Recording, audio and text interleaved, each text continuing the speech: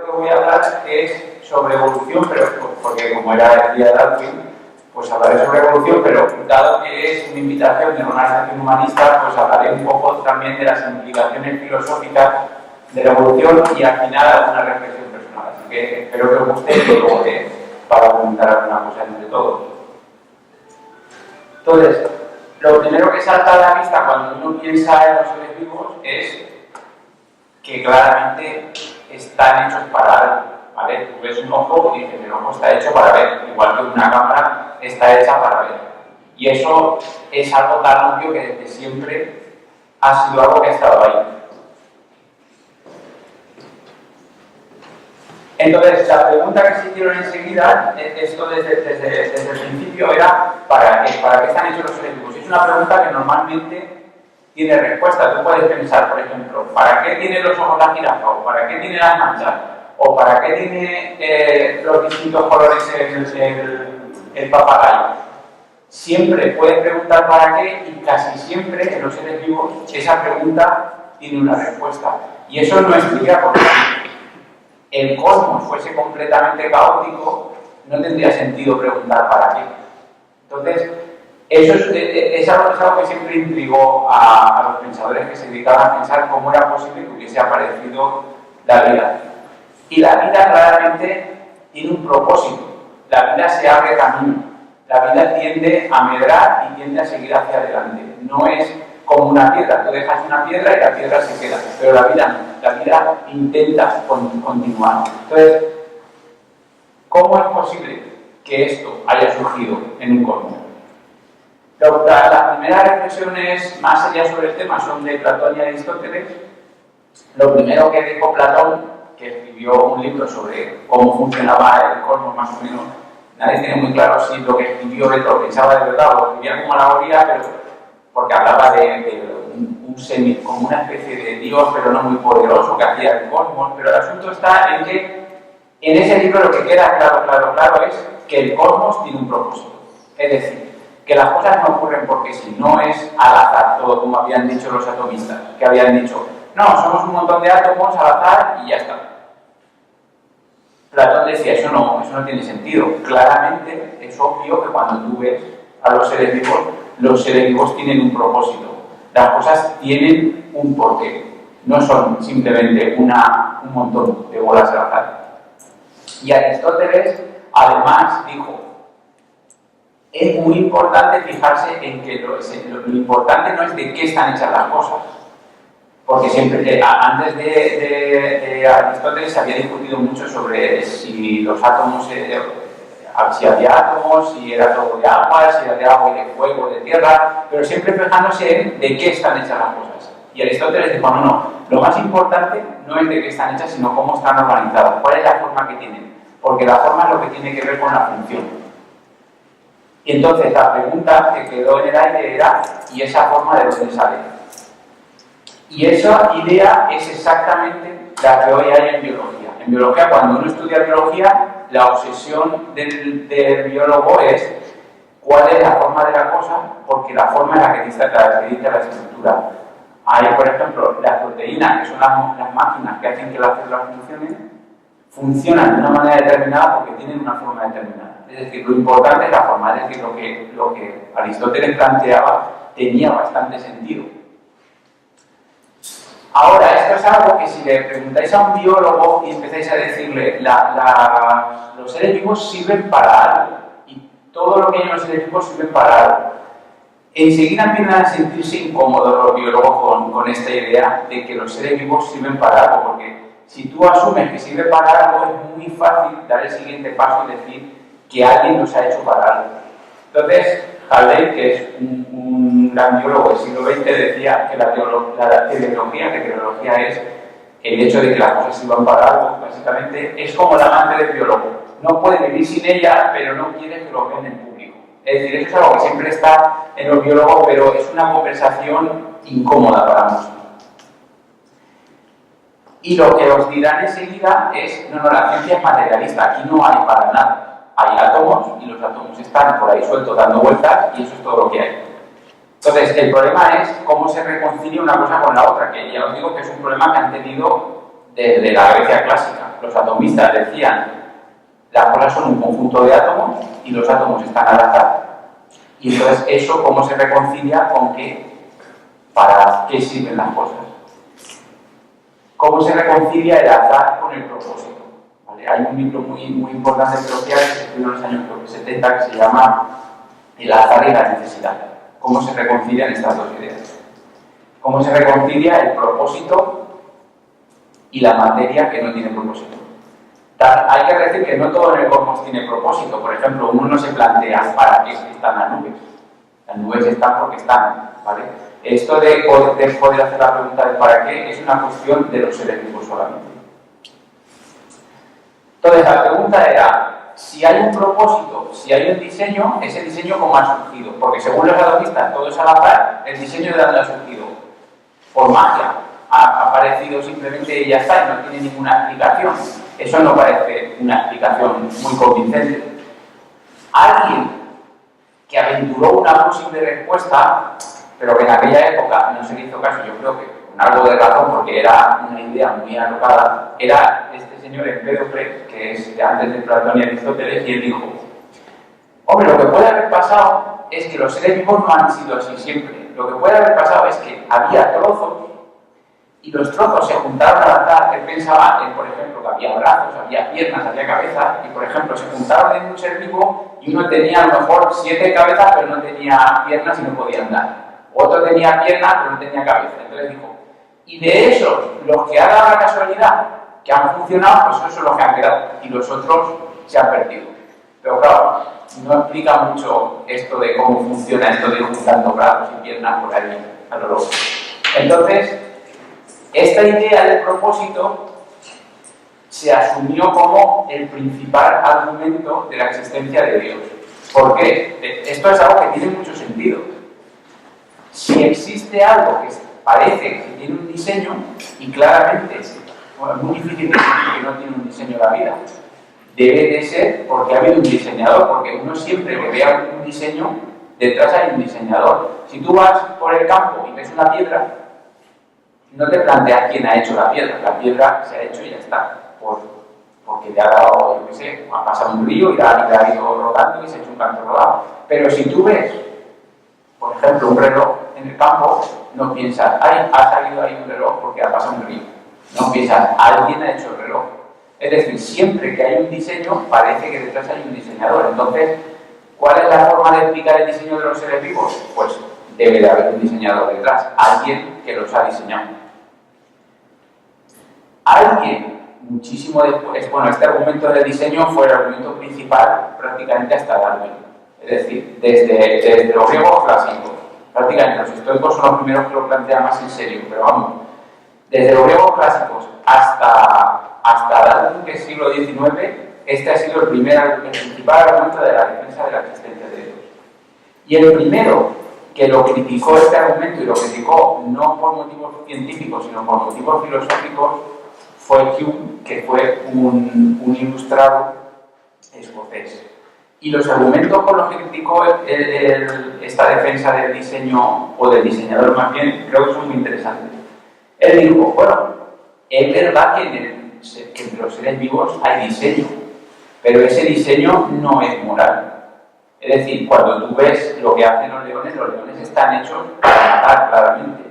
Tienen garras, tienen unos dientes muy afilados, corren muy rápido y lo hacen todo para matar.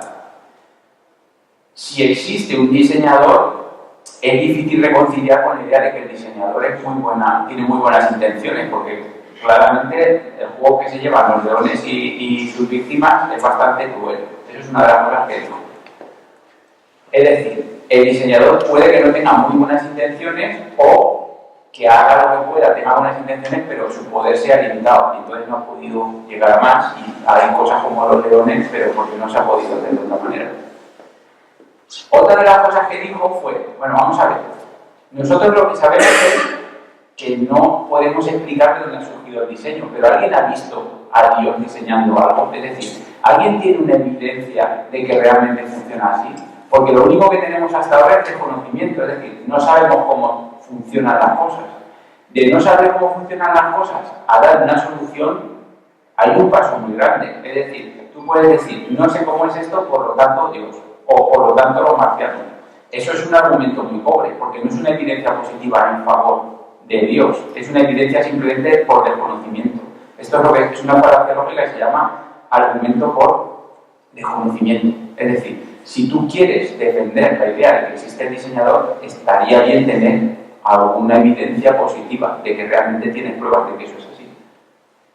Y además, tampoco es que acabe de solucionar mucho el hecho de que tú hagas un diseñador, porque si tú haces un diseñador, lo que estás asumiendo implícitamente es que siempre que hay un diseño, por ejemplo, si tú tienes un reloj, tienes un diseñador más complejo que ha diseñado ese reloj. Es decir, que el diseño va desde un ser complejo a un objeto más simple. Si tú asumes que existe un diseñador que ha diseñado a todos los seres vivos, es porque ese diseñador es extraordinariamente complejo.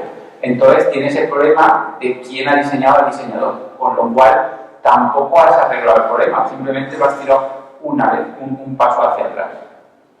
Así que tampoco acababa de ser una solución filosóficamente demasiado sostenible, según Hume. Y ahí yo estoy bastante de acuerdo. Y en esa más o menos estábamos cuando llega la publicación del origen de las especies de Darwin. Darwin está trabajando durante muchísimos años en acumular evidencias de esa idea que había tenido él inicial, y cuando acumuló muchas evidencias, nunca se atrevió a publicar. En realidad publicó porque hubo otra persona, Wallace, que llegó a las mismas conclusiones pero sin tantas evidencias, y entonces se pusieron de acuerdo, los dos presentaron la idea y luego Darwin presentó el libro en el que había estado trabajando. Y en este libro Darwin plantea cómo es posible que surja diseño sin que haya un diseñador detrás. Entonces da un mecanismo que soluciona el problema que se había tenido desde siempre. Es decir, a partir de este momento ya sabemos cómo puede surgir el orden a partir del caos. ¿Cómo funciona la evolución? Lo primero es que la evolución se tiende a malinterpretar muchas veces porque es un mecanismo bastante sutil y no es muy fácil de entender. Ahora veréis por qué. Una de las cosas que tenemos muchas veces en cuenta, por ejemplo, si conocéis a los Pokémon, siempre se dice, es que los Pokémon se evolucionan. Aquí tenéis el pequeñito, el Pichu, evoluciona en Pikachu, y Pikachu evoluciona en Raichu. Y se dice que evolucionan los Pokémon. Y después incluso mega evolucionan. Pero eso en realidad, si os dais cuenta, no es evolución, es desarrollo. Lo que están haciendo los Pokémon es desarrollarse. Tienes uno pequeñito y va creciendo hasta que se hace grande. ¿Por qué cuando se habla de evolución muchas veces se echa la mano a la idea del desarrollo? Porque es lo que conocemos. Nosotros nunca hemos visto evolucionar a una especie, pero hemos visto desarrollarse a muchos individuos. Entonces es fácil hacer la analogía y pensar, bueno, la evolución debe de ser como el desarrollo. Empiezas con un animalito pequeñito y poco a poco vas teniendo un animalito más grande, más complejo. Pero esto no es evolución, ¿vale? Y esto no solo de los Pikachu. Esta imagen del pez que va saliendo poco a poco y se convierte en humano está en todas las partes. De hecho, si tú buscas en internet evolución y le das a imágenes, en el Google Imágenes, verás que casi todo lo que sale es esta imagen. Y esta imagen es profundamente errónea. Lleva a malinterpretar muchas cosas. Una de ellas es, por ejemplo, que la mayor parte de especies que están aquí están todavía vivas, mientras que nosotros no hemos evolucionado a partir de un pez que está vivo, evolucionamos a partir de un pez que se murió hace muchísimo. Bueno, que la especie desapareció hace mucho tiempo. Otra de las cosas es que los individuos no evolucionan. Los individuos lo único que hacen en la evolución puede que se reproduzcan o no, pero lo que hacen seguro es morirse. Ese es el papel principal que tienen los individuos en la evolución, morirse. Entonces, la evolución funciona a base de que los individuos terminan muriéndose, más pronto que tarde. ¿Vale? Pero no son los individuos los que evolucionan, que la imagen esa da la impresión de como que es un individuo que va evolucionando. Lo que evolucionan son las especies, en realidad. Una especie, poco a poco, va cambiando y se va convirtiendo en otra especie. O puede dar lugar a varias especies. Ahora, ¿qué es una especie? También es un concepto muy sutil. Porque si tú dices, hubo un antepasado nuestro que se parecía un poco a un mono con pelo, es decir, porque nosotros somos monos. pero se parecía mucho a un mono con pelo, como los monos que estamos acostumbrados a pensar. Y poco a poco cambió y se convirtió en los seres humanos modernos. Es decir, una especie cambió a otra especie. Pero si pensáis en ese proceso, desde el mono desde que nos separamos de los chimpancés han pasado 5 millones de años. Nosotros no venimos de los chimpancés, ¿vale? Los chimpancés son nuestros primos, no son nuestros padres. Si pensáis en ese antepasado de hace 5 millones de años y en todos los hijos que han habido, es decir, una animal que dio lugar a una hija, esa hija dio lugar a otra hija, dio lugar a otra hija, dio lugar a otra hija, en esa cadena nunca jamás pasó que una madre tuviese un hijo que era de otra especie. Todo el tiempo la madre tenía un hijo que era de su especie, era prácticamente igual que ella. Sin embargo, al principio empiezas con una especie y al final acabas con otra. Entonces, cuando piensas en evolución, en realidad el concepto de especie es un concepto que se te rompe un poco entre las manos porque las especies cambian continuamente, no son estables. Lo que sucede más o menos es esto. Tú tienes una especie y poco a poco va cambiando de una manera casi imperceptible en otra. Claro, si tú te fijas solo en el principio y en el final, puedes pensar que hay dos especies. Pero cuando lo miras con detalle el proceso, en realidad lo que ha habido es un cambio continuo. No es que una especie se ha convertido en la otra de repente, ya vamos a ver, sino que ha funcionado de forma continua. Y eso también es una idea sutil que confunde mucho a la gente cuando piensa en evolución.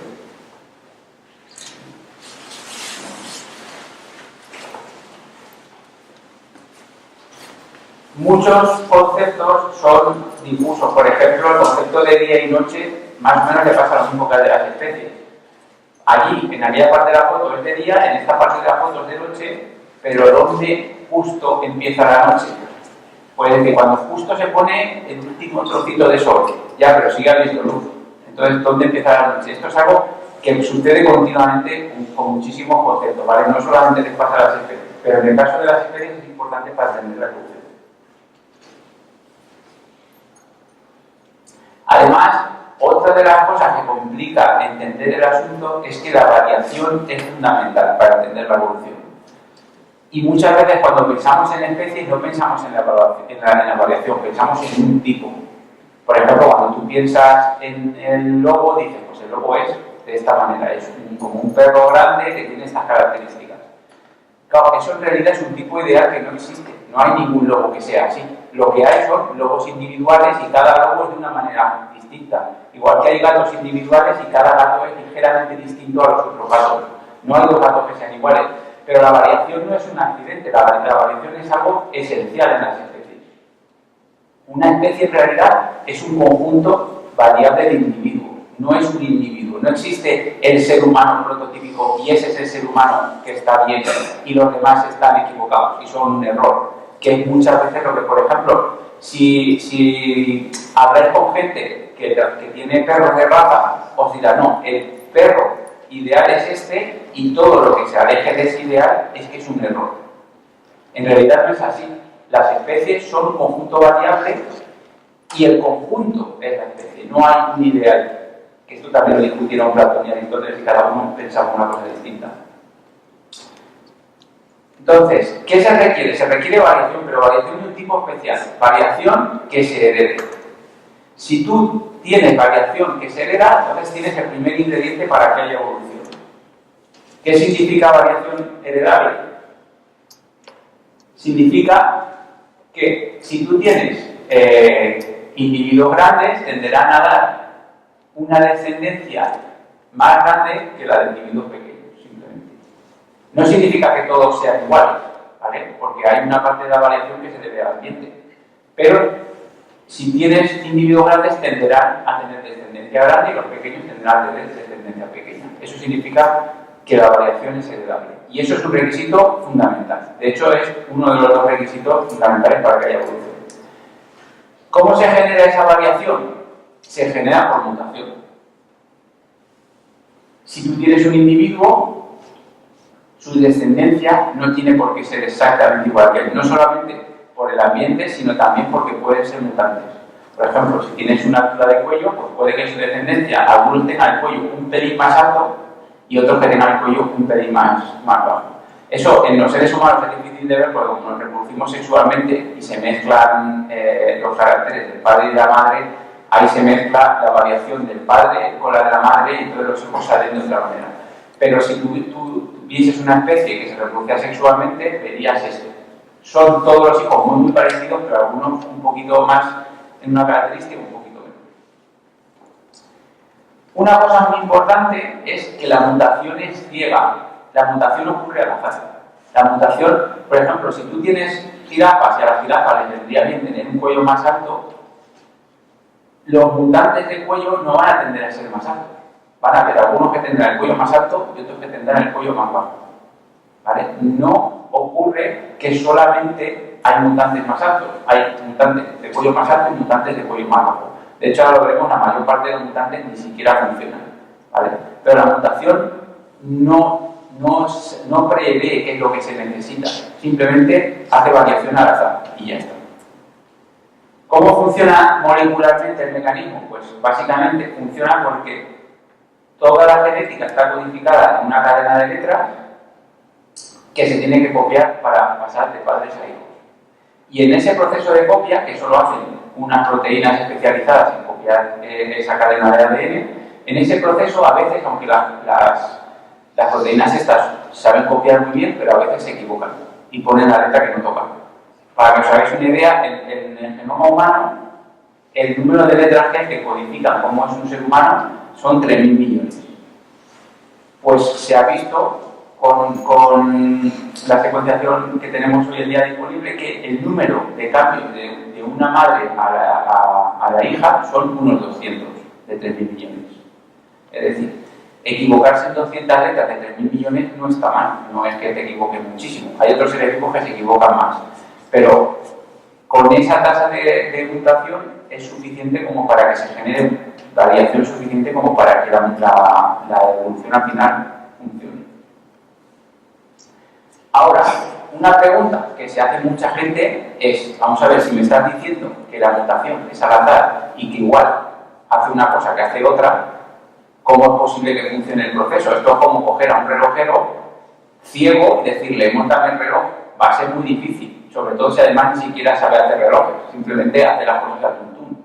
¿Vale? Entonces, muchas veces se critica y se dice, no, que la evolución no puede funcionar porque la mutación es al azar, por lo tanto la evolución es al azar, pero eso no es cierto. Solamente es al azar la mutación. Hay otra parte fundamental en el mecanismo evolutivo que no es al azar. Para que veáis cómo va esto, os voy a hablar de la relación entre la mutación y la enfermedad, con un caso concreto. Yo trabajé durante mi tesis en esta enfermedad. Este chiquillo tiene una enfermedad que se llama ataxia de Friedreich. Es una enfermedad bastante seria porque empiezan a tener problemas de movilidad cuando son preadolescentes, no hay cura y casi todos mueren antes de ser adultos mayores, es decir, mueren como adultos jóvenes. Es decir, una enfermedad bastante seria. Y se debe a una mutación. Aquí lo que os he puesto es para que veáis esto es la proteína causante de la enfermedad. Bueno, si la proteína la tienes bien, no tienes enfermedad. El problema está en que la proteína la tenga mutada. Entonces, esto de aquí, cada letrita de estas es un aminoácido. Una proteína es una cadena de aminoácidos, es como un collar de bolitas y cada bolita es un aminoácido distinto. Según la secuencia de bolitas, pues la proteína acabará teniendo una función o tendrá otra función o no funcionará y ya está. ¿Vale? Entonces, ¿qué significa que tengas una mutación? Pues una mutación significa que en vez de tener un aminoácido, tienes otro. Aquí lo que os he puesto es la comparación entre los aminoácidos, las proteínas de distintas especies de mamíferos para que veáis cómo ha cambiado con el tiempo. Desde que nos separamos, por ejemplo, de la vaca, aquí está humano, pues desde que nos separamos del chimpancé, veis, han cambiado muy poco, casi todo se ha mantenido igual, pero aquí veis aquí hay un cambio. En algún momento, desde que nos separamos del chimpancé, hubo una mutación que cambió este aminoácido, esta G, por una D, que es otro aminoácido. No importa qué química tiene. El asunto es que veis, aquí hay un cambio.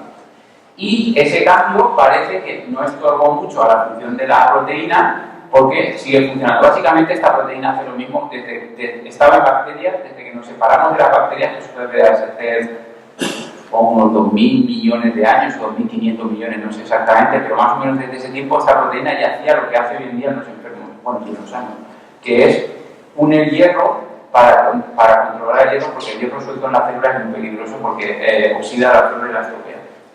Entonces, esta proteína hacía lo mismo en las bacterias que en los chimpancés, que en los seres humanos. Y parece que ese cambio no estorba mucho. Ahora, si os fijáis, hay un trozo de la proteína, ¿veis? Todo esto de aquí es prácticamente igual en todas las especies de mamíferos. Mientras que este trozo tiene más cambios, han habido más mutaciones en esta parte de aquí que en esta parte de aquí. ¿Eso por qué? ¿Porque solamente han habido mutaciones aquí y no han habido mutaciones aquí? No, ya os he dicho que las mutaciones son al azar. Eso es porque aquí han habido igual de mutaciones que aquí, pero todas las que han habido aquí prácticamente han llevado a individuos que estaban enfermos. Esos individuos no se han podido reproducir eficientemente y entonces esa mutación no se ha transmitido. Es decir, todos los cambios que se ven aquí, pero no se ven aquí, son cambios debidos a muerte. Es decir, la cantidad de sufrimiento que hay recogida en esta imagen es terrible. Porque imaginaos todos los cambios que podrían haber estado aquí que no están. Todos esos cambios han sucedido, igual que aquí, pero todos han llevado a que el individuo ha muerto mal. Ha muerto antes de reproducirse o reproduciéndose muy mal. La selección no es nada ciega, no es como la mutación. La selección es extraordinariamente cruel y no perdona. De hecho, si comparamos esta misma proteína desde bacteria a humano, hay posiciones que no han cambiado. En 2.500 millones de años sigue siendo la misma posición.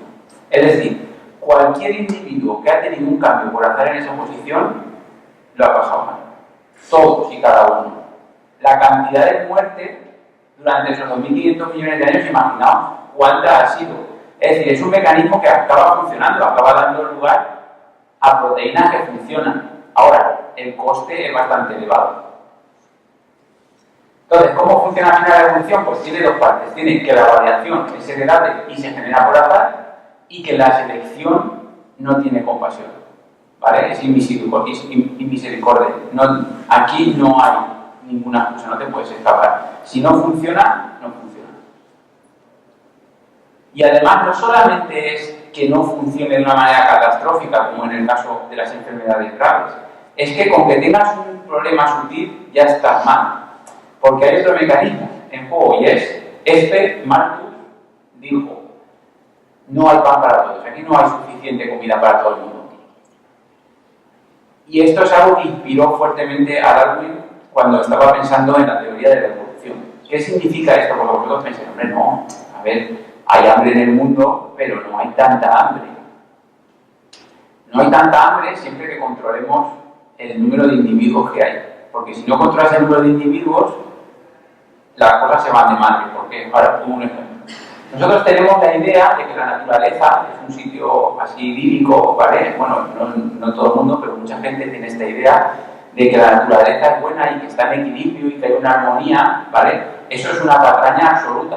En la naturaleza hay una competencia continua de todos contra todos por conseguir recursos, porque los recursos son limitados. Y ahora veréis por qué son limitados. Vamos a hacer un experimento mental. Tenemos a una señora que es loca de los gatos, ¿vale?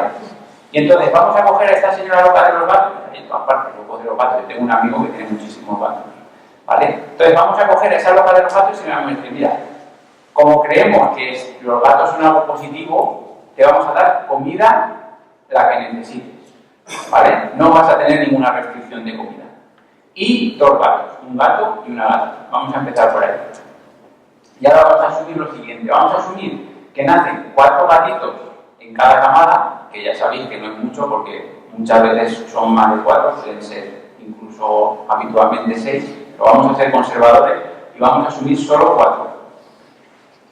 Los gatitos necesitan 6 meses para ser maduros sexualmente, de media. Es decir, si tú tienes un gatito pequeñito, en 6 meses es maduro y puede volver a ser otra generación. Y necesitan 2 meses para gestarse.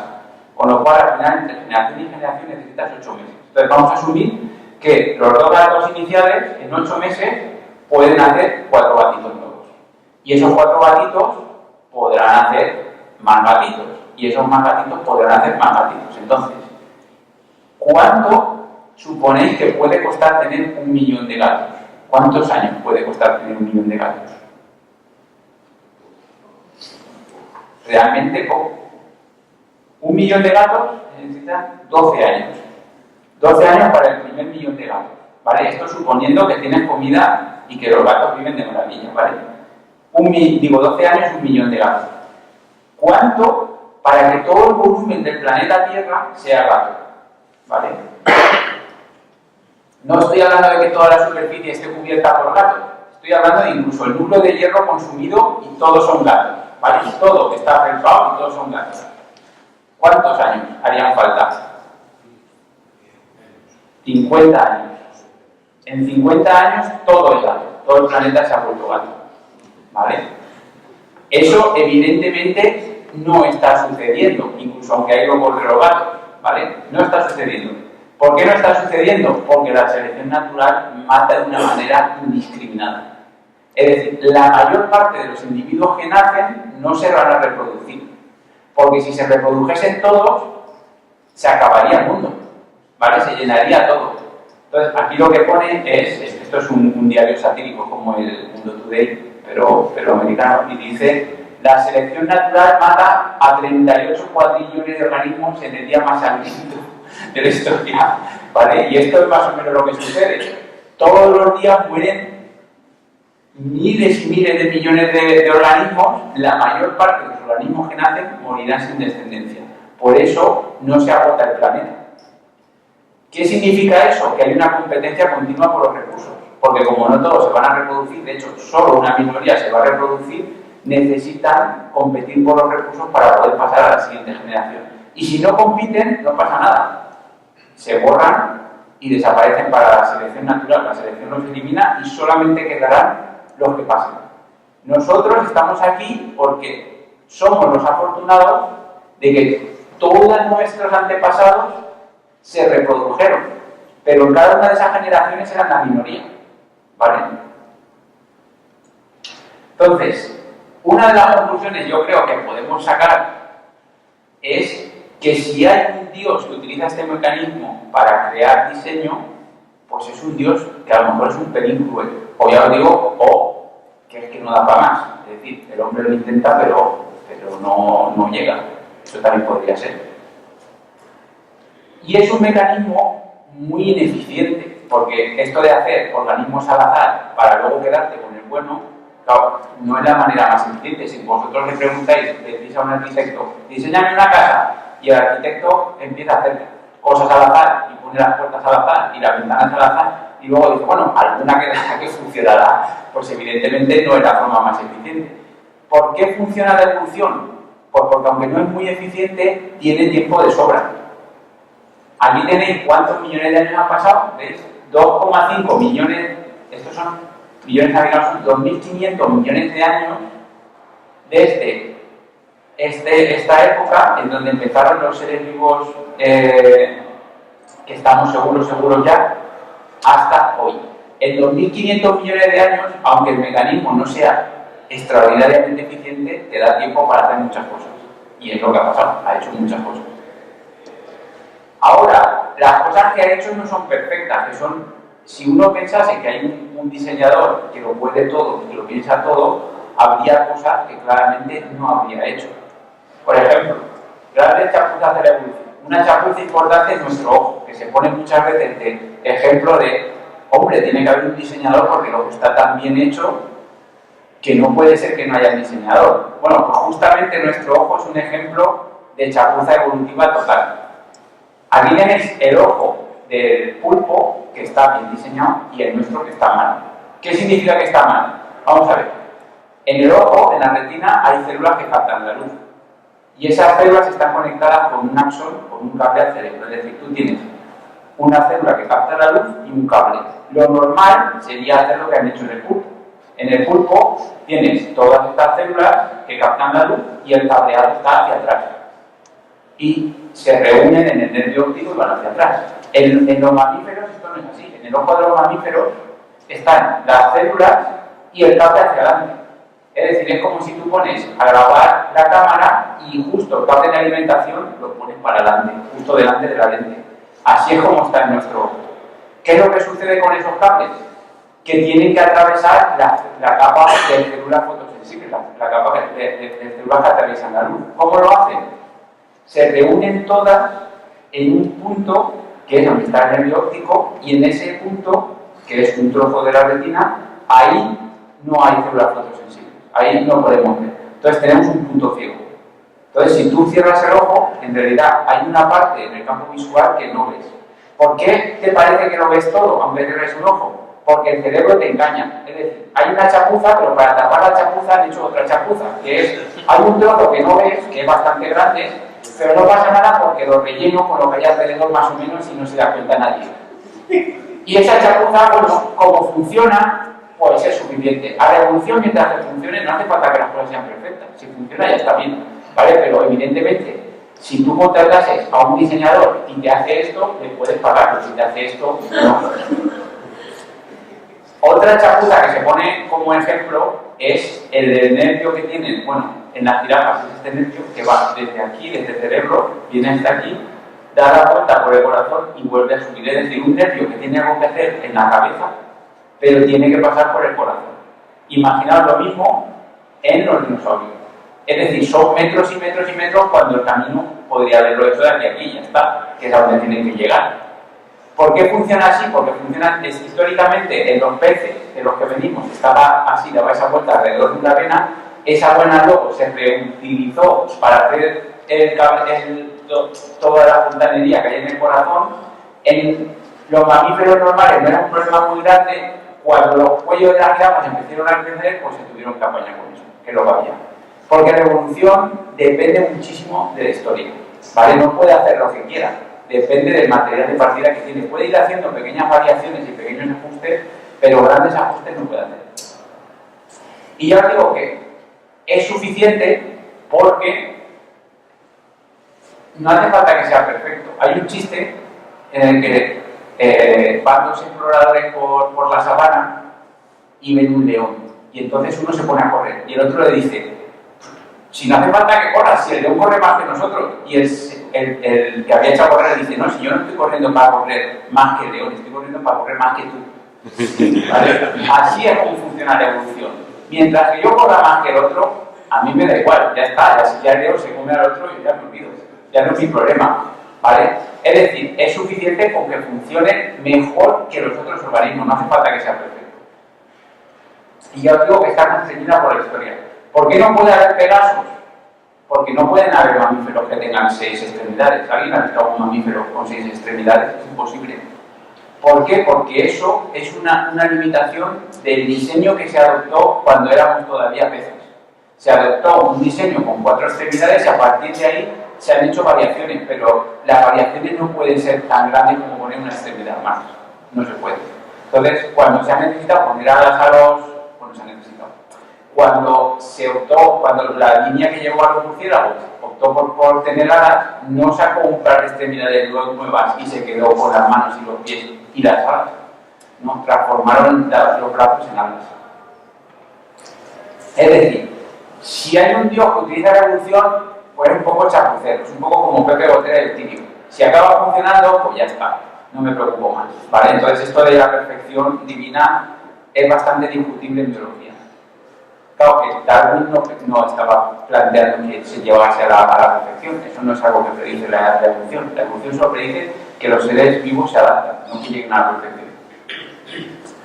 Además, otra de las cosas que esto a los biólogos lo tienen muy asumido, pero la gente que no es bióloga, que no estudia evolución, lo tiene un poco menos asumido, es que a la evolución los seres vivos le dan exactamente igual. Somos solo un medio para ella. Es decir, aquí lo que importa es que los genes pasan a la siguiente generación. El hecho de que tú te mueras es irrelevante para la evolución, una vez que te has reproducido. Si tú te reproduces y te mueres, para la selección ya eres invisible. Da igual que te mueras, da igual que sufras, da igual todo. La enfermedad no es... Uno puede pensar, es que la enfermedad es porque tenemos la idea de las máquinas, ¿no? Tienes una máquina y la máquina al principio funciona bien y poco a poco se va degradando y va funcionando mal hasta que se estropea. Entonces, tenemos una forma bastante intuitiva de pensar en la enfermedad como que tenemos un cuerpo y el cuerpo poco a poco se va estropeando hasta que ya no funciona más y te mueres. Pero esto no es verdad. El cuerpo se estropea muchísimo más rápido. Lo que pasa es que tiene mecanismos de reparación. Y esos mecanismos de reparación están controlados al milímetro. ¿Por qué? Porque consumen recursos. Y como una restricción importante es que los recursos son limitados, un ser vivo no puede consumir recursos a lo loco y repararse todo el rato. Tiene que consumir, desde el punto de vista de la evolución, los recursos suficientes como para reproducirse. Pero una vez que se ha reproducido, es irrelevante que se muera. De hecho, si es muy costoso repararlo, pues mejor no lo repares. Aunque llegue y se reproduzca, ya es suficiente. Una vez que se ha reproducido, ya está. Para que veáis que eso funciona y hay seres vivos que no tienen este problema de la enfermedad, esto es un privilegiado viéndole la cara. Pues la verdad es que uno puede pensar, hombre, guapo, no parece que sea, pero este bicho de aquí, esto se llama una rata, un topo rata desnudo, es la leche, porque prácticamente son jóvenes para siempre, no se estropean sus cuerpos. Tienen mecanismos de reparación que les permiten vivir durante años y años y años y siguen siendo jóvenes. No tienen concepto de hacerse viejo. Se acaban muriendo pues porque viene una serpiente y se los come, o viven en túneles, se cae un túnel y no pueden salir y se ahogan o algo así. Pero no se mueren porque se pongan enfermos. Sus mecanismos de reparación celular funcionan lo suficientemente bien como para repararlos hasta el infinito, entre comillas, es decir, hasta más tiempo del que se mueren. Eso es un derroche, en realidad, porque es como, no sé si conocéis la historia de Henry Ford, que creo que es verdad, pero no os fiéis sin ir a una cita, porque a esto me lo he contado, pero no lo he contrastado. Henry Ford, el que hacía los coches en las cadenas de montaje, se preocupó por la calidad de sus coches, y entonces le dijo a un señor: ves a los desguaces y mira qué piezas son las que se estropean en los coches y qué piezas son las que no se estropean. Cuando volvió y le hizo el informe, él no tenía interés en ver cuáles eran las piezas que se habían estropeado, tenía interés en ver cuáles eran las piezas que no se habían estropeado. ¿Por qué? Porque estaban demasiado bien hechas, las podía hacer más baratas. ¿Vale? Su objetivo era vender un coche de la misma calidad más barato, entonces no tenía intención de arreglar más las piezas. Estos están preparados en exceso, ¿vale? Tienen una forma muy curiosa de vivir que no voy a explicar y por eso seguramente lo hacen. Y yo os digo, los individuos se mueren, pero los genes continúan. El gen este de la proteína de la ataxia de que os he contado, que si se estropea da lugar a los enfermos estos, funciona con recursos limitados. Lo que tenemos que hacer es masacrar al vecino lo máximo posible y abusar de todo, ¿vale? Que es lo que se llama darwinismo social. Esto evidentemente es una idea completamente absurda, ¿vale? Pero hay mucha gente que utiliza la evolución para defender esta idea, cuando es absurdo ir en contra de algo tan humano como colaborar con los demás, ¿vale? Entonces, ¿esto por qué pasa? Es verdad que hay seres vivos que la verdad es que no hay una forma suave de decir esto, son bastante cabrones. Por ejemplo, estos son los inneumónidos, por ejemplo, son uno de los ejemplos de bichos que dices, se los podían haber ahorrado. Los inneumónidos, esto no es un inneumónido, los inneumónidos son lo que hay dentro. Son unas avispas que ponen un huevo dentro de otro insecto, normalmente de la larva de un insecto, el huevo eclosiona, las larvas salen de los huevos que han puesto y se empiezan a comer al insecto por dentro. Además, hay especies que han evolucionado para que cuando se va comiendo al insecto no se coman los órganos vitales, por ejemplo, no se come el sistema nervioso lo primero. ¿Por qué? Porque si se muere se pudre la carne. Entonces procuran comérselo, pero de manera que lo dejen vivo el tiempo mayor posible. Sí, si realmente lo ha diseñado alguien, era alguien con bastante mala baba, ¿vale? Y esto pasa. Hay muchísimos ejemplos de esto entre los seres vivos. Pero hay otros ejemplos. Un ejemplo de seres vivos que son un ejemplo a seguir son los vampiros. ¿Vale? Los vampiros tienen muy mala fama porque chupan sangre, y chupar sangre pues, a las vacas no les va muy bien que le chupen la sangre, pero si te fijas en lo que hacen los vampiros son la leche. Porque lo que hacen es lo siguiente. Ellos salen cada noche, buscan un animal y si encuentran un animal le hacen una herida y chupan la sangre. ¿Vale? Son murciélaguitos muy pequeñitos y es muy posible que en alguna de esas noches no puedan encontrar un animal y tengan que volver de madrugada sin haber chupado sangre. Como son pequeñitos, si no chupan sangre no tienen suficiente energía y se mueren. Entonces, para ellos es muy importante o conseguir sangre todas las noches o, si no la pueden conseguir, que algún compañero suyo de la cueva donde viven les regale parte de la sangre que ha conseguido. Entonces lo que hacen es, si tú sales y consigues sangre, cuando vuelves y alguien te la pide, se la vomitas. ¿Vale? Esto para ellos lo agradecen mucho, que le vomitan sangre en la boca. Entonces, le vomitan la sangre y de esa manera, ese que no ha podido conseguir sangre puede sobrevivir una nueva noche. Claro, al día siguiente puede que el que ha conseguido la sangre el primer día no tenga tanta suerte y no la consiga y depende del otro. Entonces, ¿cómo consiguen sobrevivir más tiempo? Pues colaborando unos con otros. Esto tampoco es un estado ideal en donde todo el mundo se ama y todos chupan sangre y se la reparten, porque una estrategia es la estrategia del borrón. Es decir, yo voy a salir, si consigo sangre muy bien, me la quedo yo y no se la doy a nadie y engordo. Y si no consigo sangre, pues pido por favor que me den, ¿vale? Entonces, en una sociedad en donde todos fuesen muy generosos, aparecerían borrones de estos que chuparían de los demás y vivirían del cuento. Entonces, esto está explicado en una teoría matemática que se llama teoría de juegos, en un juego concreto que se llama el dilema del prisionero, que explica que si nadie colabora en esa colonia, se van a morir todos muy pronto. Porque siempre va a pasar que pronto, una noche vas a tener mala suerte.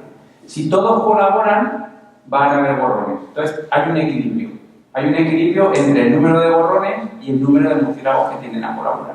Y son unos equilibrios muy complejos, esto se estudia matemáticamente, y llevan a una cosa que se llama estrategia evolutiva óptima, y hay distintas estrategias y depende mucho de qué es lo que hacen los demás. El hecho de que colabores o que no colabores.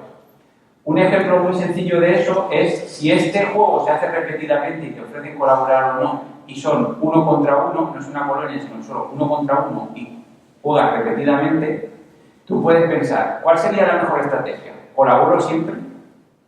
¿Traiciono siempre y hago de borrón siempre? ¿Lo hago al azar a veces? ¿Me espero a ver lo que hace el otro y según yo vaya viendo cómo es el otro ya voy colaborando o no? Entonces, se hizo una competición de programas de ordenador que implementaban distintas estrategias. Un programa de ordenador era como Jesús, venga quien venga, yo colaboro, ¿vale? Otro programa era como Aníbal Lecter, venga quien venga, yo me lo pongo. Y otro programa, había muchísimos, ¿vale? Pero estos son 3 de la que pusieron, era como Clint Eastwood en Sin Perdón. Yo me porto bien, estoy en mi granja de cerdos y no me meto con nadie, ahora, como maten a mi amigo, se van a enterar de lo que les peine, ¿vale? Y esta es la estrategia que gana el concurso ese. Es la estrategia de si colaboran conmigo, yo colaboro, si me traicionan, yo traiciono. Y os sonará porque los seres humanos tienden a hacer una cosa muy parecida. Eso es una obsesión de los animales sociales. Saber quién ha colaborado y quién te ha traicionado. Todo el tiempo estamos pensando en eso. ¿Por qué? Porque matemáticamente es que funciona. Tú tienes que intentar colaborar con quien colabora y no colaborar con quien no colabora.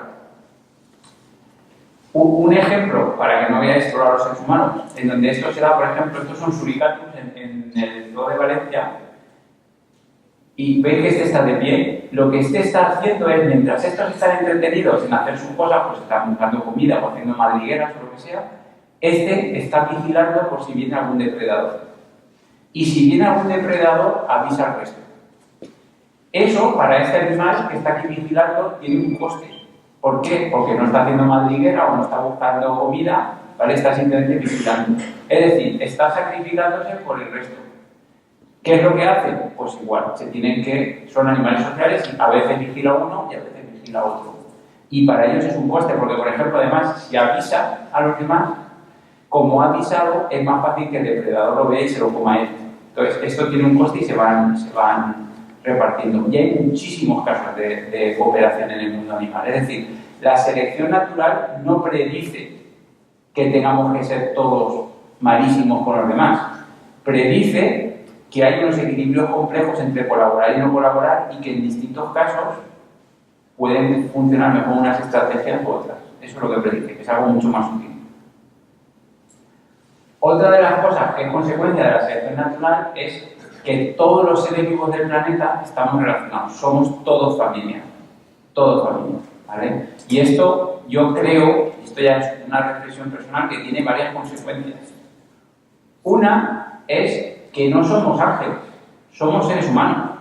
Los seres humanos somos animales, ¿vale? Somos de la especie Homo sapiens, que es una especie de animal, concretamente un mamífero que es un mono, ¿vale? Yo recuerdo cuando era pequeño y me hablaba, no, es que los seres humanos deberían aspirar a ser ángeles, no, los seres humanos tienen que aspirar a ser ángeles. Yo creo que los seres humanos tienen que aspirar a entender que son animales, ¿vale? A mí se me hace muy difícil pensar que estos dos individuos que hay aquí son extraordinariamente distintos en la esencia, en lo que realmente importa. Evidentemente no somos iguales, somos muy diferentes, pero en la esencia de cómo funciona uno y otro y de qué cosas realmente les interesan, y las cosas que nos interesan realmente son más bien las cuestiones emocionales. Y emocionalmente no hay mucha diferencia entre estos dos individuos que hay aquí sentados. Entre nuestros parientes más cercanos están los comportamientos que nosotros valoramos más en los seres humanos. Esto es una madre sufriendo porque ha perdido un hijo. Y uno piensa cuando ve una cosa así en los seres humanos, qué humana es, y es verdad, qué humana es, sí, pero qué humana y qué mamífera es, ¿vale? Es un comportamiento de mamífero, y no está mal que sea un comportamiento de mamífero, somos eso. Y también están estos comportamientos en nuestra familia, que es la agresión y la guerra, ¿vale? Los chimpancés tienen muy mala baba. Cuando se encuentran con otra tribu de chimpancés, no es muy raro que maten a alguien y se lo coman. Los seres humanos más o menos hacen lo mismo. Es decir, las partes buenas y malas de los seres humanos no es porque seamos animales y seamos ángeles y estamos mezclados. No, es porque somos animales y somos animales. Todo es porque somos animales. De estas partes esenciales de los seres humanos. Entonces, cuando yo veo a un ser humano, no veo que emocionalmente se distinga mucho de los animales que tiene alrededor. Bueno, de algunos sí, ¿vale? Si te comparas, yo qué sé, con un animal, no sé, con una medusa, pues la medusa es muy distinta, ya no es que es. Pero con los animales que tenemos más cerca, con los mamíferos, somos bastante similares. Ahora, no solo somos nuestros genes, ¿vale? Esta parte que nosotros tenemos, que es esencial, no es la única que tenemos. Los seres humanos somos también partes que no están codificadas en nuestros genes, que esto es una cosa que también muchas veces desde la gente que habla de biología se olvida. Por ejemplo, aquí tenéis el efecto del ambiente en dos gemelas, son dos gemelas idénticas, y para que veáis que realmente el ambiente en el que uno vive tiene un efecto grande. No es algo muy sorprendente, pero no viene mal recordarlo de vez en cuando. Y también tenemos algo que por ejemplo, los chimpancés no tienen, que son nuestros parientes más cercanos. Los chimpancés no tienen cultura y no pueden razonar. Eso es una cosa que solamente podemos hacer los seres humanos. Y eso es lo que distingue a Galileo de este señor que vivía en el Paleolítico y que se puede parecer mucho a Galileo en los temas emocionales, pero evidentemente no hacía las mismas cosas y no se dedicaba a vivir la vida de la misma manera, ¿vale? Eso es algo muy importante también en los seres humanos. Aristóteles decía que debemos esforzarnos en aprender a ser mejores. Eso es algo que tú no le puedes decir a tu gato. Tú a tu gato no le puedes decir, oye, esfuérzate en ser mejor y en ser virtuoso y haz un esfuerzo por aprender. Eso es algo que solo podemos hacer los seres humanos. Y es algo que realmente es muy humano, ¿vale? Es muy humano. Ejemplos de cosas que pueden hacer los seres humanos que difícilmente haría un animal. Pues mira, podríamos poner muchísimo ya, pero a mí me gusta, por ejemplo, mucho este ejemplo. Esta señora es Rosa Parks, que supongo que muchos la conoceréis, es una señora negra que un día decidió sentarse en el autobús. Y eso fue un desafío brutal contra el sistema, porque se suponía que los negros se sentaban al final en las plazas reservadas para negros y no se podían sentar al principio. Ese día ella estaba cansada, todas las plazas de negros estaban ocupadas y ella dijo, pues yo me siento. Y la lió parda, ¿vale? Eso es algo que los seres, por ejemplo, los chimpancés no resolverían igual. Si tú metes a 10 chimpancés dentro de un autobús, lo más normal es que acaben muertos todos, que se van a matar. Los seres humanos somos capaces de muchísimo más. No porque seamos esencialmente distintos, sino porque esas emociones que tenemos y que compartimos con el resto de nuestros primos animales, podemos razonar y podemos entender cómo avanzar hacia las partes mejores que tenemos, ¿vale? Que esas partes también son animales, pero eso es algo que ellos no pueden hacer, ellos hacen lo que les sale hacer, no reflexionan, y eso es algo en lo que nosotros nos podemos esforzar. Y ya para acabar, pongo un poco. Los seres humanos nos llamamos Homo sapiens. Homo viene de la raíz, igual que de humus. Humus es tierra. Entonces, el que nos puso el nombre estaba pensando en que estábamos con los pies en la tierra, veníamos de la tierra, pero luego nos puso de apellido sapiens. Sapiens, yo creo que llamarnos hombres sabios a lo mejor es demasiado, ¿vale?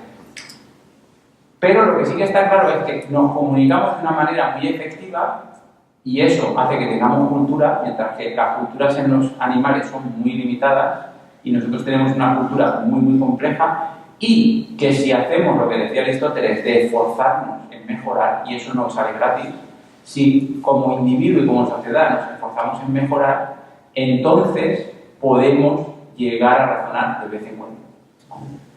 Y ya con eso.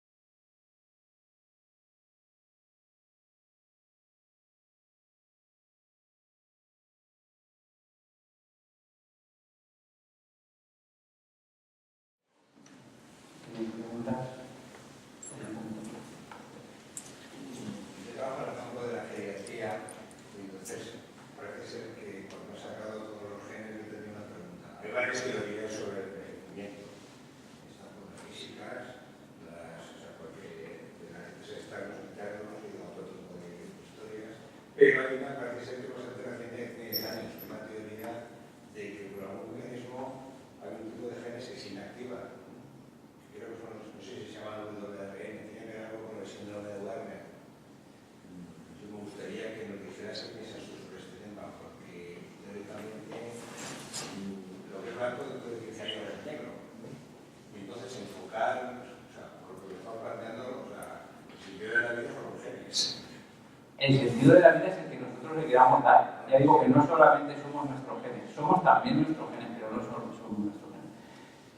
A ver, hoy en día el área de los genes y la relación entre los genes y el envejecimiento es un área de investigación activa a lo bestia. ¿Por qué? Porque hay mucha gente detrás de encontrar algún gen que controle el envejecimiento de manera que tú puedas hacer una droga que puedas vender para que la gente esté más joven y la gente va a pagar mucho dinero por esa droga. Perdón, droga no medicina, que siempre lo sí, ya, pero bueno. Es que luego algunos puristas del idioma se quejan. Entonces, en esto hay cosas que sorprendieron. Por ejemplo, en un organismo modelo que se utiliza para estudiar genética, que es C. elegans, que es un gusanito muy chiquitín, es tan chiquitín que realmente para verlo bien necesitas un microscopio pequeñito o una lupa grande para ver al bichito este. Pues este bicho se estudia porque es muy fácil de estudiar. Puedes tener muchísimos organismos en una placa así, de este tamaño, puedes tener miles, y puedes hacer generaciones muy rápidamente. Por eso se estudia eso, porque tienen además una genética mucho más, bueno, tienes herramientas para estudiar la genética mucho más eficientes que la de los seres humanos. Entonces, una de las cosas que se vio es que había mutaciones en ese organismo que hacía que viviesen más tiempo. Cosa que es sorprendente. Es decir, había mutaciones que rompían genes y si ese gen se rompe, el organismo vive muchísimo más tiempo. Claro, con la idea de que los genes nos sirven a nosotros, sirven a los seres vivos, a los individuos, es una idea que está pasando ahí. ¿Cómo es posible que haya un gen que se supone que me está sirviendo a mí y yo lo rompo y resulta que vivo más tiempo? ¿Qué es lo que sucede? A ver, el asunto es muy complicado, yo no soy un experto en genética del envejecimiento, pero más o menos el problema es, ese gen lo que está haciendo al final es controlar cuánta energía se utiliza para reparar las células, para mecanismos de reparación celular. Entonces está poniendo el freno, es decir, está diciendo, vamos a reparar la célula, pero no la vamos a reparar mucho. ¿Por qué? Porque si yo reparo demasiado las células, esa energía no la puedo invertir en reproducirme. Entonces tengo que llegar a un equilibrio entre reparación celular y reproducción. Entonces ese gen está ahí para mantener ese equilibrio. Si tú vives en un laboratorio y en el laboratorio te dan comida toda la que necesites y no tienes ningún problema de estrés, entonces si quitas el freno de la reparación celular no pagas ninguna consecuencia prácticamente porque tienes energía de sobra. Entonces tú puedes decir, bueno, yo quito el freno y me reparo más.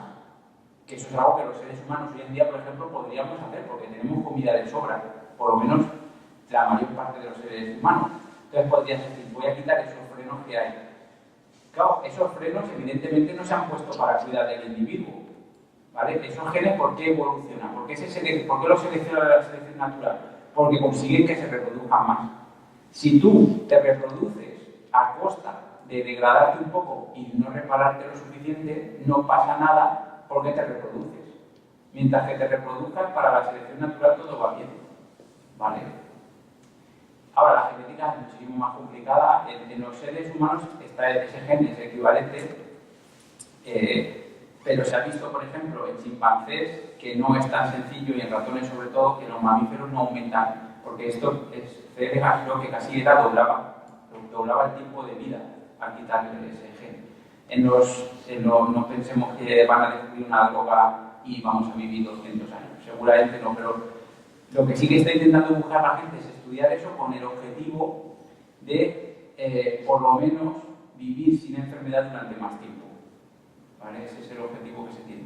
Pero desde luego lo que sí que está muy claro es que los genes no están seleccionados para que los individuos vivan bien, están seleccionados para que se reproduzcan lo máximo posible. ¿Vale? Y eso tampoco quiere decir que los seres humanos tengamos que nuestra ambición sea reproducirnos lo máximo posible. Eso es para lo que están seleccionando nuestros genes. Nosotros somos algo más que nuestros genes, no somos solo nuestros genes. Y el grupo ratal que se ha dado, que se conserva joven durante muchos años, ¿qué tipo de control para, si no, empezarían a reproducirse cada vez más y no tienen ningún control de selección? Pues eso se está estudiando ahora. Yo no soy un experto justo en la genética del topo rata pero lo que sí sé es que están estudiando muy activamente esto y el cáncer. Porque estos animalitos, además, no tienen prácticamente cáncer.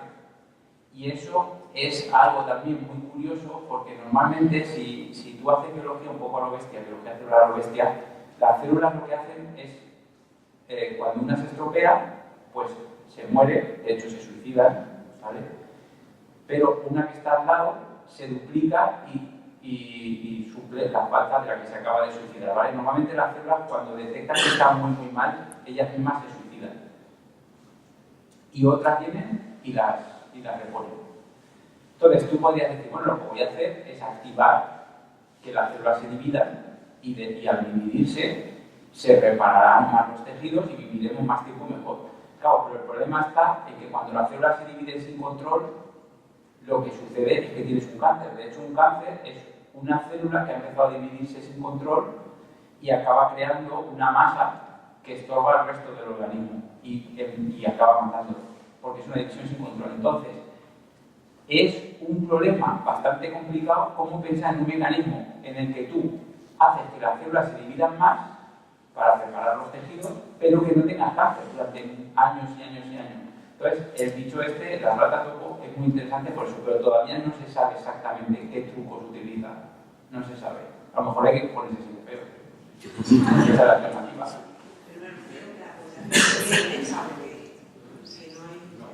Bueno, es que tienen, seguramente, parte de por qué han acabado evolucionando así es porque tienen una forma de reproducirse muy curiosa.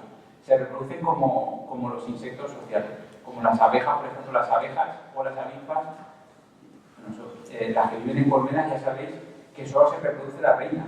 El resto son casi como un macroorganismo. Toda la colmena es un mismo organismo y solamente se reproducen vía la reina.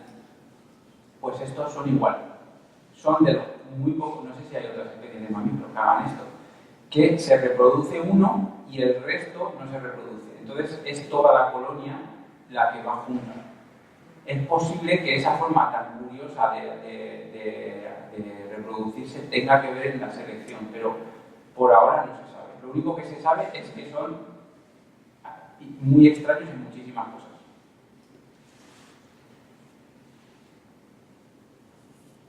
¿Cómo es el futuro, digamos, del ser humano, de la humanidad, desde el punto de vista de la evolución? Dado que es el año que viene la medicina, las guerras, muchos aspectos culturales, sociales y todo eso. Hay alguien que dijo que predecir el futuro es difícil. No, dijo, hacer predicciones en futuro es difícil, sobre todo si no tienes futuro.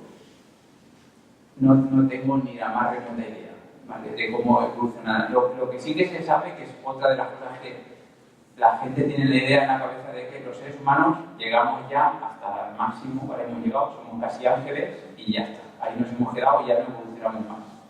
Eso no es verdad, seguimos evolucionando y además tenemos evidencias de que hemos seguido evolucionando. Por ejemplo, desde que se inventó la agricultura, que son 10.000 años, pero 10.000 años en evolución son 4 días. Pues nos hemos seleccionado y nuestra genética ha cambiado. Por ejemplo, nos hemos seleccionado y sabemos que tenemos ahora más genes para digerir el almidón, cosa que es normal porque comemos mucho más grano que antes. Entonces, tenemos muchos más genes para digerir el almidón que antes. Eso es una de las cosas que ha cambiado. Otra de las cosas que se sabe que ha cambiado es que ahora digerimos mejor la leche porque tenemos genes para tener el enzima de digerir la leche, no todos los individuos, pero muchos, cuando eres adulto. En el futuro, ¿cómo evolucionaremos? No lo sé. Sí, a lo mejor evolucionamos así. Ahora, lo que sí que sé es que la evolución cultural es muchísimo más rápida que la evolución biológica. Y que además puede que esas dos evoluciones en algún momento empiecen a estar más relacionadas de lo que han estado relacionadas hasta ahora. Esto es algo que nosotros no estamos haciendo, pero que son decisiones que tendrán que tomar nuestros hijos. Por ejemplo, una decisión es, si tú sabes que hay un gen que causa una enfermedad terrible, puedes tomar la decisión de arreglarlo. Hay dos formas de arreglar esto. En genética se habla de terapia en línea somática o germinal. Somático significa en el cuerpo. Si tú tienes un gen que está roto en tu cuerpo y arreglas tu cuerpo, pues eso no tiene ninguna consecuencia. Bueno, tiene consecuencias para ti, que estás arreglado. Pero lo que podrías hacer es, hombre, si se sabe que hay un gen que está realmente roto, pues lo podemos arreglar en la línea germinal, es decir, en el óvulo, por ejemplo, o en el embrión. Y una vez que lo arreglas ahí, ya lo arreglas para toda eternidad. Esa mutación la desaparecido. Una vez que haces eso, la evolución cultural ha empezado a interferir con la evolución biológica, porque ahora ya las mutaciones ya no son al azar. Entonces, estás en una fase nueva de evolución que no sabemos dónde puede llevar. Y eso es algo que no es ciencia ficción. Hoy en día tenemos los mecanismos para hacer eso. No lo estamos haciendo, una, porque es muy ineficiente todavía, ¿vale?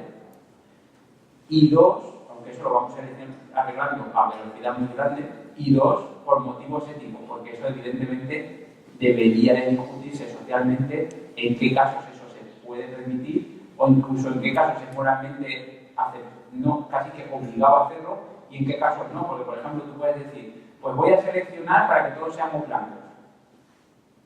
Pues a lo mejor eso es moralmente inaceptable y es algo que no había que hacer. Entonces, eso es una discusión que tendremos que tener y que vamos a tener que empezar a pensar en ella porque la tecnología de manipular los genes de una manera efectiva está llegando y está llegando más rápido de lo que los genetistas pensábamos que iba a llegar. Ya hay enfermedades que se están tratando. En Duchenne han empezado ya con terapia génica en individuos sanos. Yo soy neurólogo. Y hay enfermedades que ya estamos eliminando, como el Huntington, por ejemplo. Bueno, lo que pasa es que la terapia génica está en mantillas. La terapia génica en línea somática, es decir, arreglar a la persona que está mal, empieza ahora en hacerse. Veremos a dónde acaba, porque ya también empezamos hace unos 15 años así y acabó la cosa mal.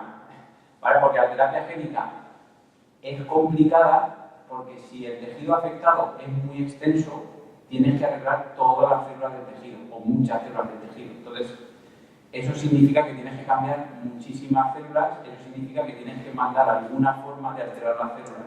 Como lo hemos hecho nuevamente con virus cambiados. Si entonces tú mandas un virus altamente infectivo con un gen para que sea infectivo y cambie todas las células, pues al virus se le puede ir la pinza y acabar la cosa malamente. Y entonces eso se hizo con mucho optimismo y se murió creo una persona y entonces se dijo, bueno, vamos a pararnos porque es más complicado de lo que pensábamos. Pero han habido recientemente mejoras en la efectividad muy grandes y ahora hay una segunda ola de empezar con la terapia génica y se empiezan a hacer experimentos que parece que están funcionando.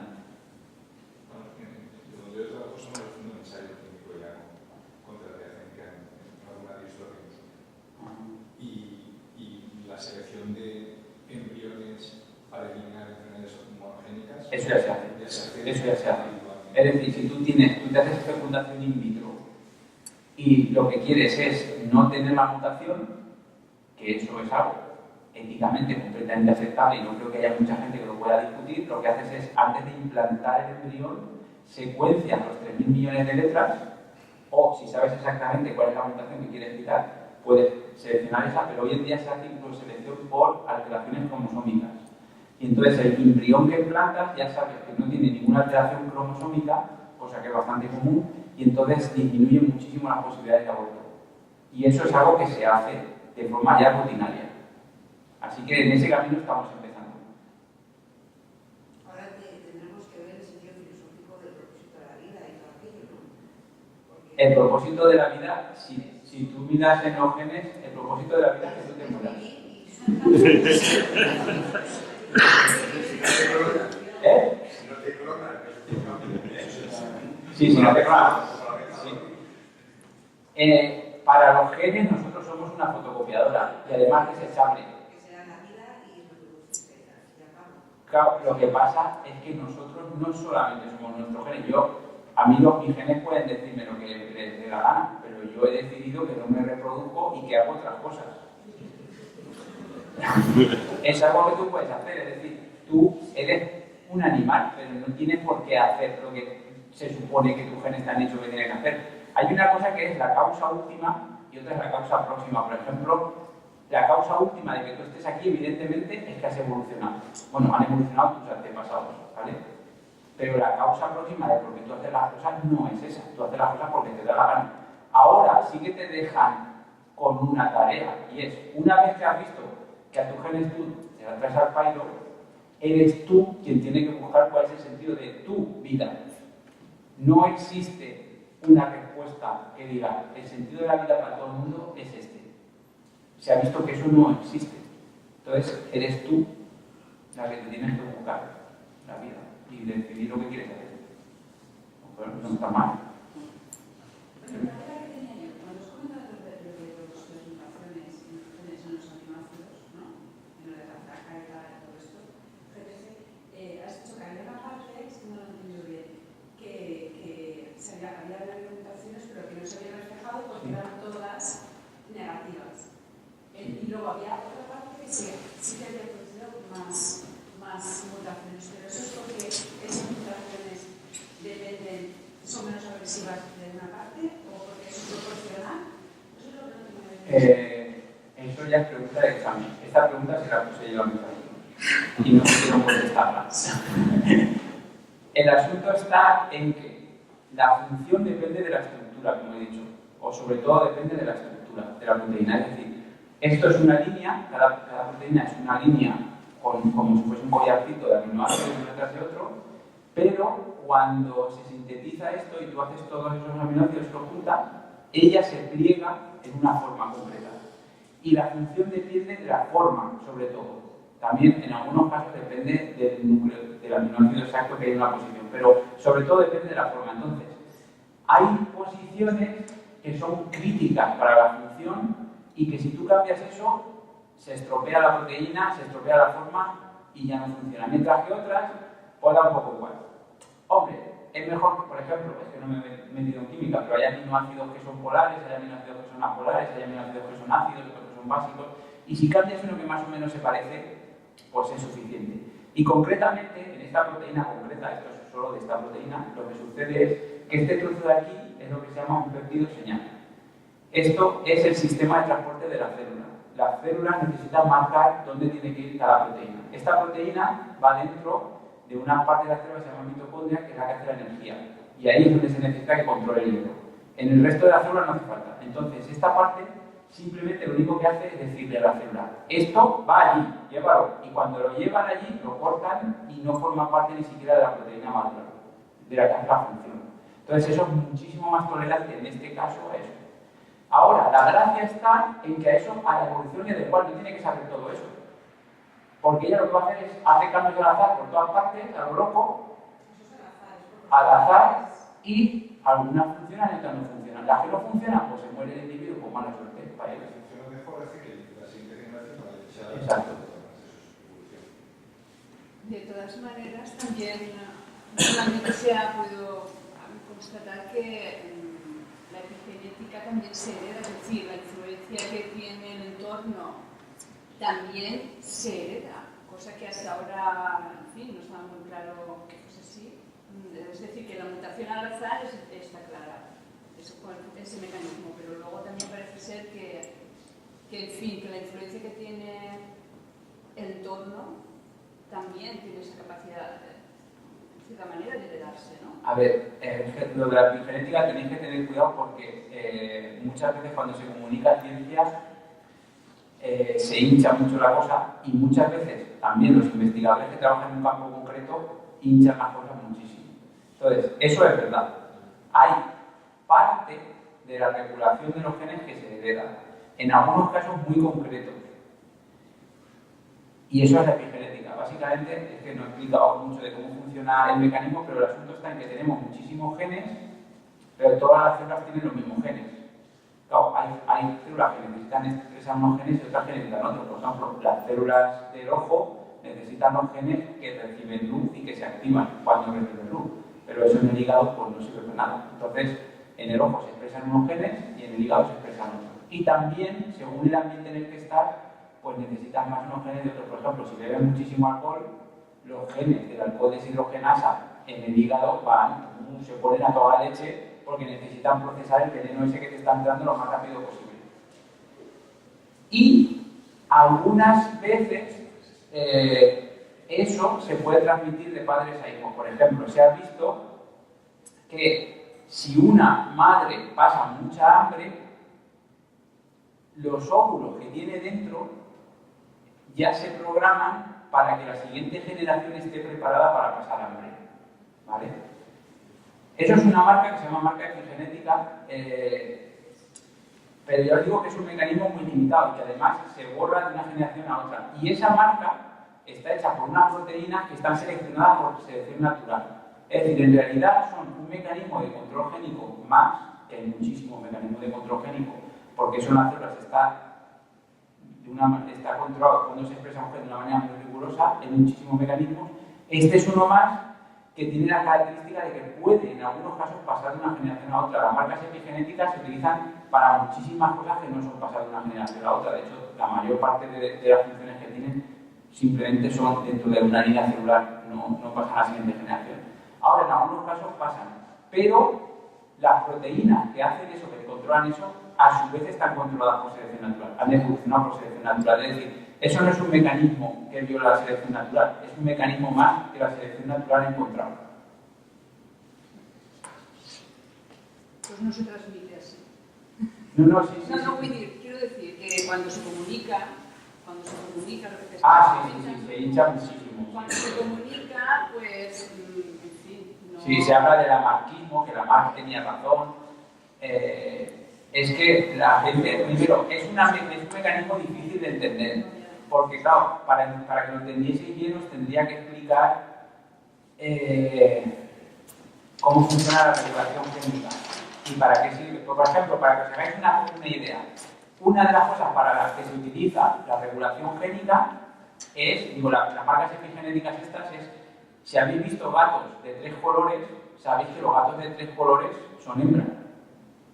No sé si lo sabéis, pero los gatos de 3 colores casi todos son hembras, ¿vale? ¿Por qué? Y además hembras con manchas. Cada una de las manchas es porque tiene una marca epigenética que se ha heredado desde la célula que dio lugar a todas las células que están en esa mancha. El asunto está en que tenemos 2 cromosomas X en las hembras, en los mamíferos, y los machos tenemos X e Y en general, ¿vale? Pero el Y no hace nada, ¿vale? Solamente tiene una proteína que merece la pena prácticamente, que es la proteína que dice, porque por defecto todos los embriones son hembras. Entonces el Y solo tiene un gen que se expresa una vez y dice, ojo, este va para macho. Si no se expresa, se hace hembra por defecto. Entonces, hay en las hembras 2 cromosomas X y en los machos 1.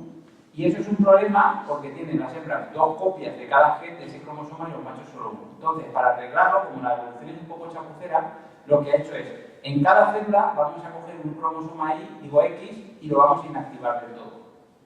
Y eso lo elige al azar al principio del desarrollo. En un momento de desarrollo dice, en esta línea celular, uno de los 2 cromosomas se inactiva. Eso es lo que acaba haciendo que las gatas tengan 3 colores. En una mancha se ha inactivado un cromosoma y en la otra mancha se ha inactivado otro cromosoma. Y eso se hace mediante el mecanismo de epigenética. Se ponen unas marcas en los genes de ese cromosoma y se dice no activar, y eso se transmite de una célula a otra. Y ya ves que no es algo ni lamarquiano ni muy misterioso, acaba haciendo las manchas de los gatos, vamos, no... Es algo bastante más mundano de lo que se explica.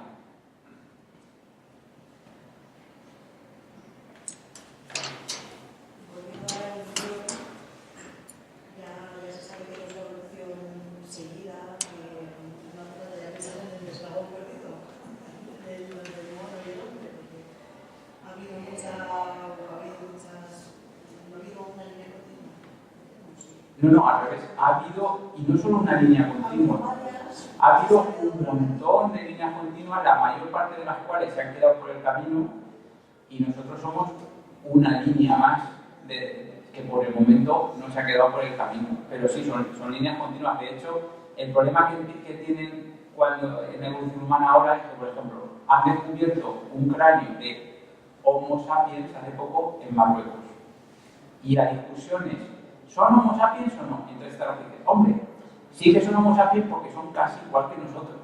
Pero otros dicen, ya, pero es que no son exactamente igual, ya se nota porque tienen unos cuantos años y se nota que ya empieza a ser un poco distinto. Claro, porque ya te empiezas a ver que es que se tienen tantos fósiles que ya el sentido de esto de especie empieza a no tener mucha defensa, porque es que la variación ha sido continua poquito a poco. Y en muchas líneas son un árbol. Si hubiésemos vivido, no ahora, sino hace 15.000 años, no habríamos visto una especie solo de seres humanos. Estaban los Homo neanderthalenses y los de la isla de Flores, y estaban vivos. Lo que pasa es que ahora no están vivos. Es posible que tuviésemos algo que ver. El tema este de la especie, del concepto de especie, por lo que estoy diciendo de los neandertales y tal, se ha comprobado que tenemos parte de nuestro código genético que es neandertal. Sí. Y se supone que es una especie diferente, que en teoría no se podía cruzar. Uy, sí, el día que queráis hablamos sobre el concepto de especie. El concepto biológico de especie es que no se cruzan, pero claro, y si se cruzan muy poquito, porque los neandertales no debían de cruzarse mucho porque tenemos muy poco genoma neandertal, entonces se cruzaban muy pocas veces. O si se a lo mejor lo intentaban mucho, pero conseguirlo lo conseguían poco. Entonces se consideran dos especies porque estaban bastante aisladas, pero no del todo. Yo he visto ahí antes que sacaba como me gusta el balón de 12, austriaco, que estaba a la izquierda. Yo creo que es de los números más, en ese aspecto de la especie humana, más estudiado desde que lo descubrieron. Y la sensación que da, lo que ya escribí en un artículo, es que era idénticamente igual que nosotros, hasta en tecnología prehistórica, pero apunta, porque llevaba hongos para curarse heridas y yesca para el fuego, y además era un cazador, además era una área de un pulmón para que atravesara una flecha. Sí, sí. O sea, ese tipo de especie humana no creo yo que tampoco haya evolucionado mucho. No, pero ya fijas que después de la invención de la agricultura en nosotros ha tenido un impacto y hay genes que sabemos que se han seleccionado por la agricultura. Es decir, nosotros hemos domesticado a las especies que nos comemos, pero nuestra comida nos ha domesticado a nosotros también. Entonces, este hombre, por ejemplo, si comiese pan, le sentaría peor que a nosotros, le costaría más digerirlo. Tenía granos que trigo. Sí, pero no comían tanto como nosotros. Y ellos tenían unas cuantas copias del gen que digiere el grano, pero nosotros tenemos muchas más. Y los perros también, por ejemplo. Los perros también tienen eso. También se han adaptado a comer más grano de lo que comían antes. ¿Y por si sientes cómo ha evolucionado el hombre de flores? El hombre de flores se llama también el hobbit, ¿vale? En una isla encontraron un ser humano que era muy pequeño. Entonces había una discusión brutal sobre si era un enfermo o si era una especie de verdad. Parece, aunque esta discusión está todavía en marcha y han habido muchos, pues sí, pues no, y hay grupos que dicen que sí, grupos que dicen que no, pero parece que el consenso empieza a mirar a que realmente era una especie distinta y que evolucionó no a partir de Homo sapiens, sino de alguna rama lateral nuestra, que llegó hasta Asia y que cuando fue a la isla esa, evolucionó a ser más pequeño. Eso en las islas no es nada raro. En las islas es normal encontrarse o bichos mucho más grandes o bichos mucho más pequeños que en los continentes. No somos sapiens. Sería, digamos, un primo nuestro, no sería un antepasado nuestro. Sí, se llama Homo florescensis porque se encontró en la isla de Flores. Bueno, que tallar un poquito porque es la hora de acabar el no. Y bueno, ha tingut la diferència de sentar-se soci d'honor de Avalu de l'Associació de l'Humorisme, que és la entrega del quadre del nostre demo,